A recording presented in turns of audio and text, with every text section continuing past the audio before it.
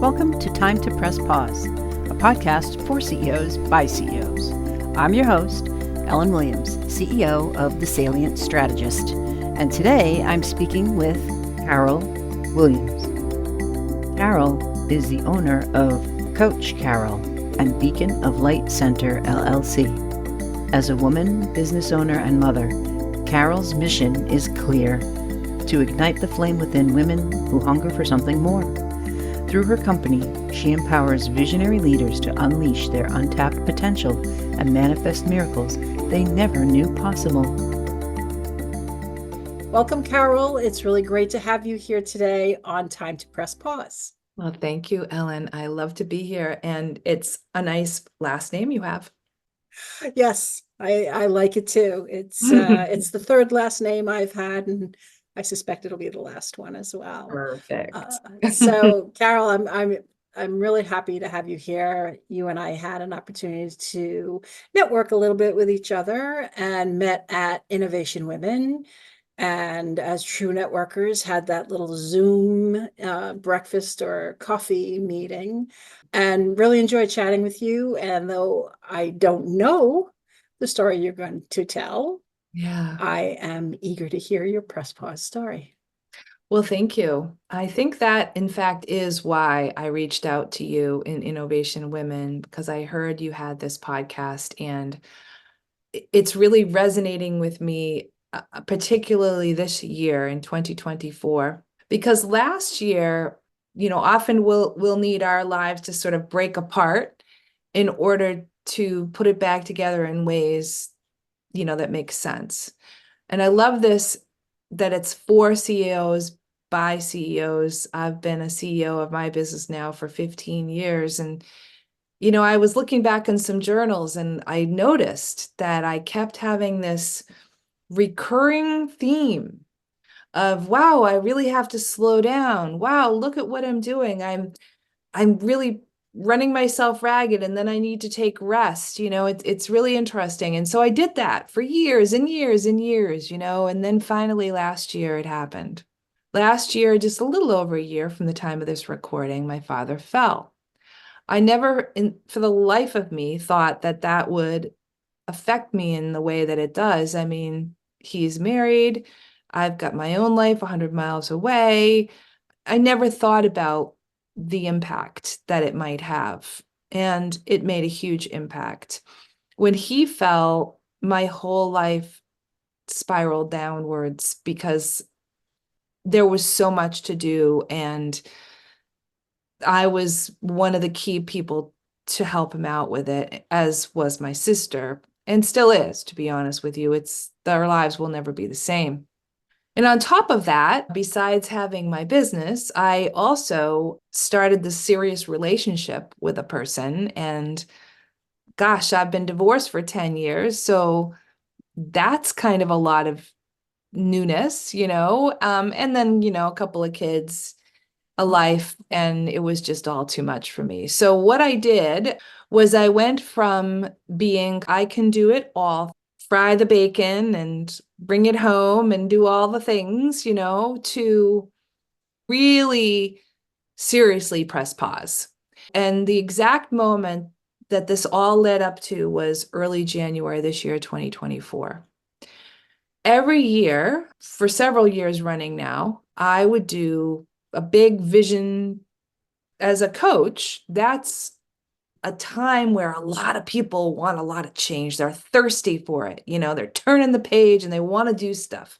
So I'm like, yeah, I want to help you. And as a result, I'm my own company. So it's really important to keep the ball rolling, but I gotta say, after everything that happened last year, I didn't have it in me. I tried. I tried to take a little bit of December holidays to do a little R&R, but it was not enough. And it came after a series of not enough last year. And so when I woke up on the day, whatever that day was, that I said, okay, that's it, I'm going to start getting ready for my launch, I felt a heaviness and an exhaustion. And I said, I'm not doing this. I'm just not going to do it. And all of a sudden, it's like I had 100 pounds lift off of me. And I said, I'm going for a walk. And I went outside, and it's cold because it's beginning of January. I love the cold, incidentally. And I walked outside and I saw these beautiful puddles and with the ice just forming in them, And I took photographs of them.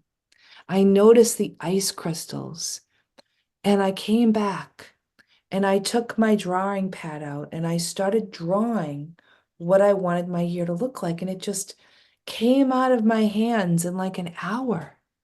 And all of a sudden I was like, that's what I want. So I pressed pause on my launch, and it was the best thing I ever did, because now I gave time to this 8-month course I had taken end of last year. And of course, I didn't have time to do my due diligence because I was trying to do everything. And I decided that this would be a priority. Sleep was the first priority. And the second priority was doing this course so that I purposefully paused, gave myself some time to reinflate and be not only myself, but a better version of myself. It was beautiful. And now I'm really vigilant about how much I take on. So now I haven't fully gotten back to like full steam ahead right yet. We're recording this in late June, and summer is usually a little quieter anyway. I have every faith in the world that in the fall, when things typically heat up, I'm going to be as I was, but better. And I'm going to be paying attention to myself. I'm going to say, hang on, I said I wanted no more than 4 Zoom meetings. How many Zoom meetings am I doing? Like, just really, how much sleep am I getting? How much exercise am I getting? I said no to a conference that I go to every year in October out west. It feels really good. So that's my story. Congratulations. Thank you. I love the end. It feels really good. That's It does. awesome. That's I think that's the epitome of taking a pause, is that whatever got you there, on the other side of it, there should be a renewal. There should be Mm, some change, mm, whatever that is. mm. And that seems to be, true with everyone's story. This was great. I wanted to touch on a few things you said. So I love that you had journals to go back to. I haven't written in a journal in a very long time, but I was during my first marriage, which was not a good one. Mm, And I did find those cycles. It's good, it's not mm. so good. Oh, it's good again. No, it's not so good. Right. But I haven't journaled like business wise. So I like that concept, but you found the same thing, a recurring theme, right? Oh, things are good. Oh, I'm tired. I need a break. So you said you did that over and over, but did you mean you took the break, or you just kept writing about the fact that you needed one? Oh, thank you for asking that. I love it. Well, first of all, I had a positive psych coach, so I have lots of notes from, those days. But also, I had a mastermind. I always, as I'm a coach, and as a coach, I believe we need to have our own coach, and we have to have a mastermind as well, so that we have a nice community and leadership, our own leadership. So what I would say, I remember saying this to my mastermind, like, oh my gosh, because I'm kind of dramatic. I need like a week off. And they were like, okay, so what do you need to do to take a week off? And I'd say, oh my God, I'm so stressed out of thinking about taking a week off. I'd have to reschedule all these people. That stresses me out more than anything. You know what I'll do? I'll take Sunday. So I would take Sunday off, which would incidentally be great, but it was really only Sunday. And I really needed more than Sunday. Maybe I needed the week, maybe I didn't, but I wouldn't allow myself to fully rest. And then I would go right back because, I was doing the things, making the money, doing all the, all the things. Does that answer your question? It does, because you also said you had a series of not enough. And that really hit home. And I think that people don't realize, oh, I need to take a break. Now, sometimes it is a short break.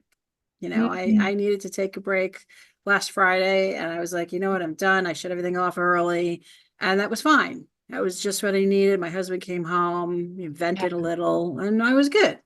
Yeah. But other times, that's not enough. Yeah. And a series of not enough. I think that's a profound insight that I believe you're not alone. Yes. Yes. Thank you. And then you said reinflate. I love that. The visual of just being like so deflated, right? You had to reinflate. I haven't heard that one, so I think that's an awesome visual. I'm very visual. Mm. And so when you said, people say, rejuvenate and all that, and you kind of know what that looks like, but reinflate really, really hit home That's for how me. I felt. I felt like a balloon that had lost almost all her. She still had a little air because she was like alive still, but not like a lot alive. Yeah, we need the baseline to be more than I'm alive, right? Yeah, to reinflate. Yeah, yeah, I love it. And one other thing I wanted to touch on, you said I could bring home the bacon and fry it up in the pan. That's a really old I reference. know it's old, but I'm not But I knew exactly what that you were young. talking about. Yeah, it's an old reference for, I think, cologne. Yeah, And it was this, the empowered woman of, I don't know, the 70s, late early 80s, yeah, that we yeah. could do it all. Do it And I all. think we've started to learn, like, not only can't anyone do it all, I don't want to do it all anymore. Yes. And so I will say that because I don't know what age your folks are who are listening, but I grew up in the 70s and my mom stayed home. Not that there's anything wrong with that, but I didn't want to be my mom. And I had this idea that, okay, hey, I'm smart. They're sending me over to the advanced placement things and okay, I'm smart. I can be anything I want. And I don't need anybody to do anything. And I'm completely and totally independent and I can do it all. And you know what? For a while, I could. And then what ends up happening is whatever you're really good at, it becomes your demise. And my demise. I was really good at loving. I was too good at loving. I was really good at doing it all. I was too good at doing it all. I was really good at my business and building it and growing it and doing all the things until I had things that came into my life that wanted my attention that I wanted to give. And then by now I'm getting older and I'm not in my 30s and 40s anymore. And it just didn't work anymore. And I said, oh, well, alrighty then. There's definitely an evolution and chapters in your life where you're right, you excel at one thing. People talk a lot about work-life balance. Not one of my favorite phrases. I prefer to say facets of your life need to be in harmony, because the visual of balance to me is things being all equal. Right. But harmony, you don't need to have all equal. Sometimes one voice is slightly louder than the other. And so things in your life do take your attention and need your attention more today than they did yesterday. And then something else gets tomorrow. That one thing sort of takes over, and it's too much cowbell, right? It's just too loud. I was at a conference once and the speaker said off balance on purpose. And I was like, ooh, I like that. So to be off balance, but purposefully off balance.